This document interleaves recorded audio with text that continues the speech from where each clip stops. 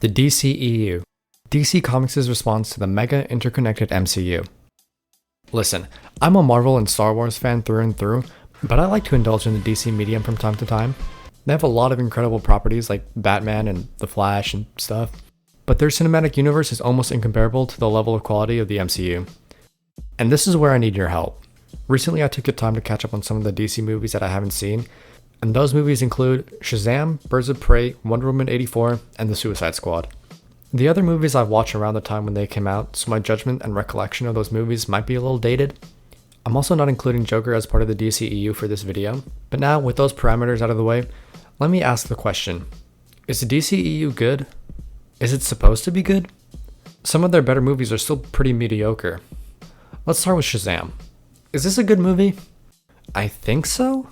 Or a better question would be, is this a good movie relative to DC standards, or is it a good movie in general? With a 90% critic rating and an 82% audience rating on Rotten Tomatoes, everyone's favorite and most coveted place for movie ratings, I'm inclined to agree that this movie is one of the best in the arsenal. But I feel like this movie has some serious directing issues. Let me preface this by saying I'm not a director. I'm only a stupid boy with a stupid opinion. I think the writing of this movie has a lot of potential. Billy running away from his homes, searching for his mother, only to find out that his mother didn't want him, and that his adopted family are his true family. That's some good emotional development right there. But the way that it was presented was pretty poor. Let me set the stage. Billy just faced off against Thaddeus, and just found out that he does in fact have a weakness. A really intense scene and the potential to have the audience at the edge of the seat. But the tension was ruined by so many quick jokes that didn't even land in the first place. Who's the other guy? So immediately after that, Billy returns to his foster home, where his siblings then find out that he is Shazam. Another really good emotional scene, but is then immediately undercut by the fact that they just found his birth mother, just out of nowhere. And then we finally get a nice scene where Billy confronts his mom and finds out where his true family lies. Overall, the writing of the movie is pretty good. Like, the all hands on deck scene feels pretty earned, and some of the jokes actually did make me laugh. Say my name. Billy! But important moments of the movie were ruined by bad pacing. Up next, Birds of Prey. Do you like this movie? Because I hate it. Critic rating of 79% and audience rating of 78. Now this I'm not so inclined to agree with.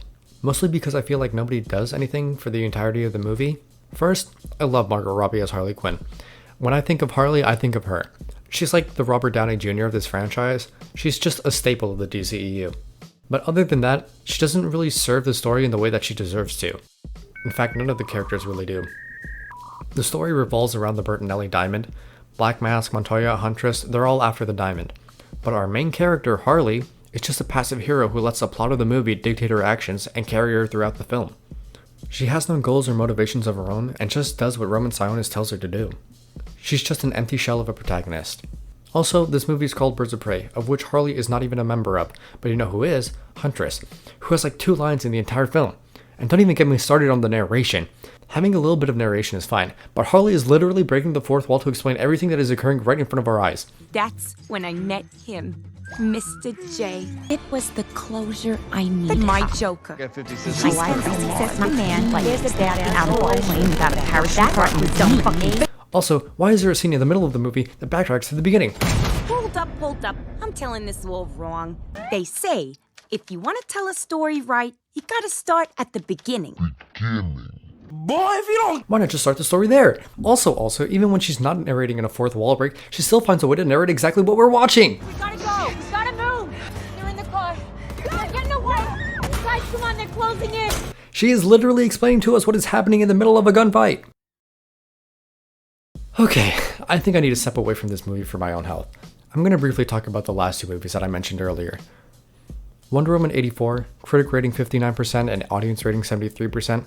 And I actually kind of enjoyed this movie. No! God, please, no! I thought that the whole wishing aspect of the movie was a pretty fun fantasy element to have, and that the exploration of sacrifices people have to make in order to preserve the things that are most important to them had a lot of potential. I think that a runtime of 2 hours and 30 minutes is egregious, but I remedied this by watching it in multiple sittings.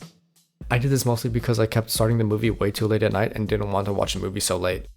But in general, other than being pretty dull at times, I thought this was a pretty campy and enjoyable superhero movie.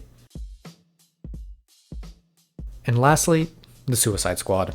Do I really need to tell you the rating for this movie? It's great. It's fantastic. It's James Gunn. The movie felt like a visual comic book. It was so pretty and visually engaging. And the characters? Gunn managed to make Polka Dot Man cool. And King Shark? He's my king any day of the week. Also, Gunn somehow managed to make me care about Rick Flag. He actually made me sad that he died. This movie really is something else. The only thing I really disliked is that Bloodsport was almost a carbon copy of Deadshot from the first film. But better.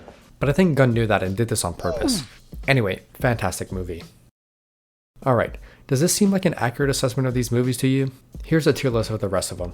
And taking a look at this list, I can notice one pattern. I thought that DC was supposed to have the darker and grittier tone, so why are the more colorful movies also the more successful ones? And while I'm on this topic of confusion, I'm going to air out some more choices that bother me. Why do we get 2 Suicide Squad movies before we get 1 standalone Batman movie? Why is the Polka Dot Man given more development than Robin?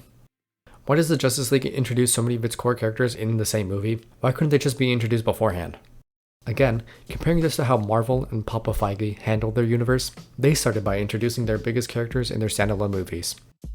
Iron Man, Hulk, Thor, and Captain America, then they brought them all together in the ultimate team-up.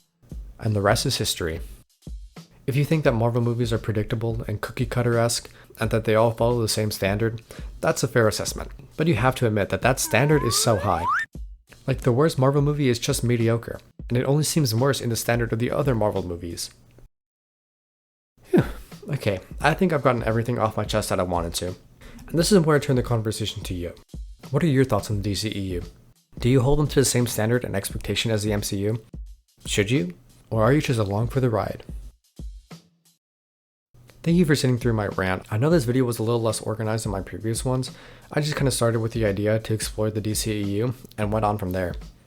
This video also took a while to make since my classes started up, but I promise, the Flash video is coming up soon. Like always, let me know if you agree or disagree with my takes, or if you think I have no idea what I'm talking about. Thank you so much for watching, and I hope you have a great rest of your day.